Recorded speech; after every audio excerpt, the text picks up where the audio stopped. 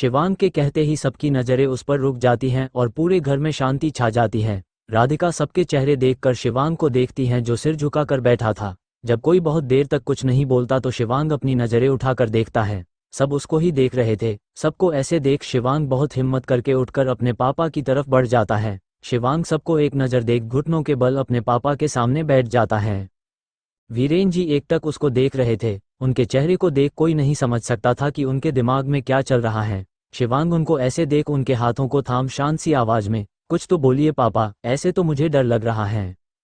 उसकी बात सुनकर वीरेन जी थमी हुई आवाज में, कौन है वो लड़की? उनकी ऐसी आवाज सुनकर एक पल को तो राधिका भी डर जाती है, क्योंकि वीरेन जी ने हमेशा से अपने बच्चों को बोलने की आज़ादी दी थी, कभी किसी चीज़ के लिए रोका टोका नहीं था। आज़ादी भी दी थी तो लिमिट में, और उसका ख्याल उनके दोनों बच्चों ने खूब रखा था।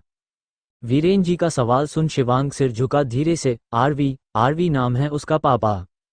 जो लड़का अपना सिर उठाकर अपने प्यार का नाम न ले पाए वो क्या ही प्यार करता होगा उससे, वीरेन जी गहरी आवाज में बोलते हैं। उनकी बात सुनकर शिवांग झटके से नजरें ऊपर उठाता है। वो कुछ कहता उससे पहले ही वीरेन जी उसको देख, अगर मैं कहूं कि मैं इस रिश्ते के लिए तैयार नहीं तो क्या करोगे तुम?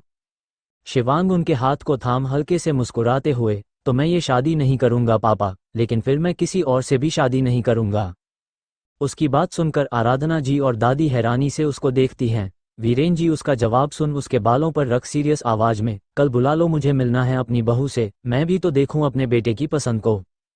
उनके इतना कहते ही सबके चेहरे खिल जाते हैं, लेकिन शिवांग अपने में ही, मैंने कह दिया पापा, मैं आप लोगों के खिलाफ नहीं जाऊंगा, लेकिन किसी और से आप लोग शादी करने के लिए फोर्स नहीं करेंगे मुझे। उसको ऐसे देख सब जोर जोर से हंसने लगते हैं। सबकी हंसी सुन शिवांग सबके चेहरे को हैरानी से देखता है। उसको ऐसे देख राधिका कूदकर उसके पास आकर उसको गले से लटकते हुए, पापा ने भाभी को मिलने बुलाया है भाई, उन्हें कोई प्रॉब्लम नहीं है आपके रिश्ते से। उसकी बात सुनकर शिवांग हैरानी से वीरेन जी को देखता है तो वो मुस्कुराते हुए उसको ही देख रहे थे। शिवांग झट से उनके पास आकर उनके गले लग जाता है। उसको ऐसे देख सब मुस्कुराने लगते हैं।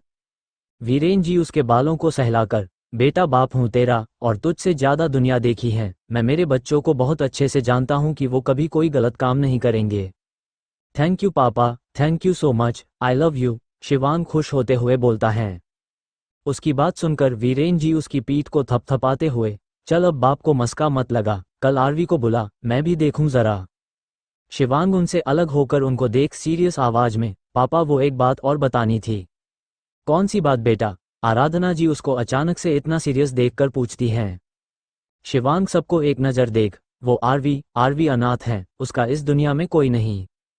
उसकी बात सुनकर एक पल को फिर सब चुप हो जाते हैं। राधिका सबको देख सीरियस होकर, भाई झूठ क्यों बोल रहे हैं आप?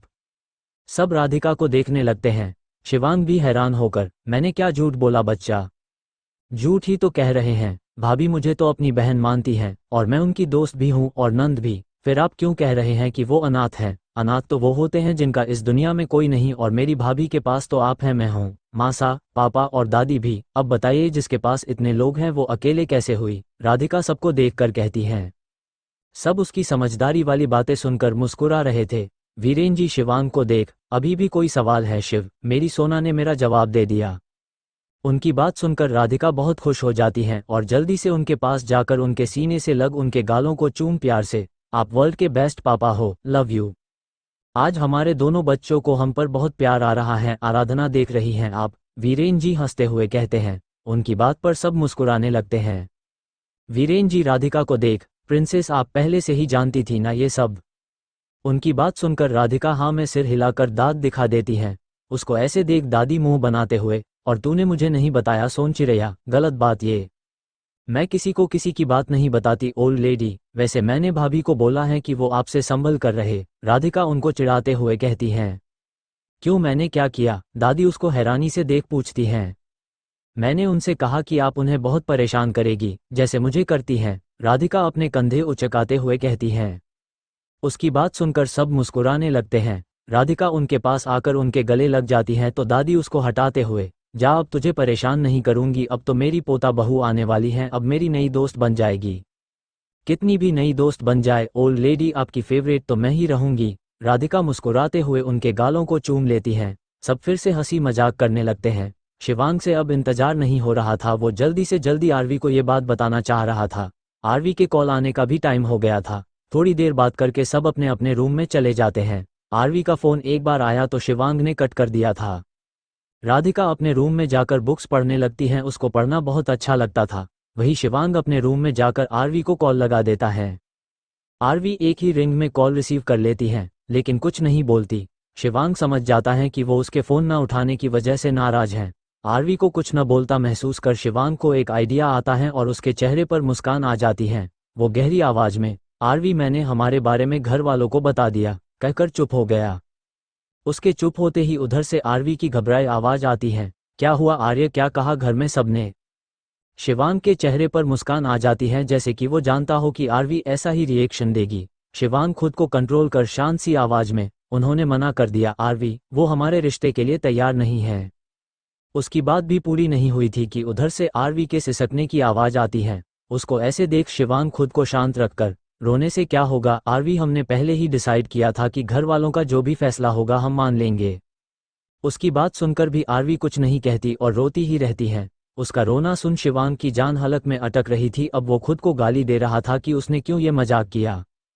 शिवांग उसको बहुत आवाज़ देता है लेकिन आरवी सुन ही नहीं रही थी, बस रोती ही जा रही थी। शिवांग उसको ऐसे देख जल्दी से अपनी कार की चाबी उठाता है और बाहर की तरफ भागता है। वो लगातार आरवी को आवाज़ दे रहा था लेकिन आरवी उसकी एक भी नहीं सुन रही थी। उसका रोना अब सिसकियों में बदल गया था। शिवांग जल्दी से बाहर आकर गाड़ी की बैठकर निकल जाता है। 10 मिनट के अंदर वो राधिका के घर के बाहर था। वो अपना फ़ोन देखता है जो कट गया था। शिवांग परेशान हो जाता है, उसके दिमाग में गलत गलत ख्याल आ रहे थे। वो जल्दी से गाड़ी के बाहर आकर आरवी के घर की तरफ भागता है और डोर बेल बजाता है।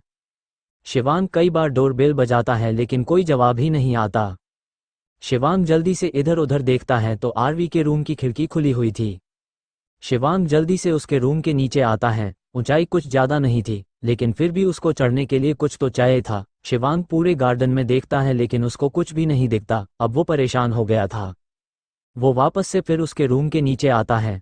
तभी उसकी नज़र पाइप पर जाती है जो ऊपर तक जा रहा था।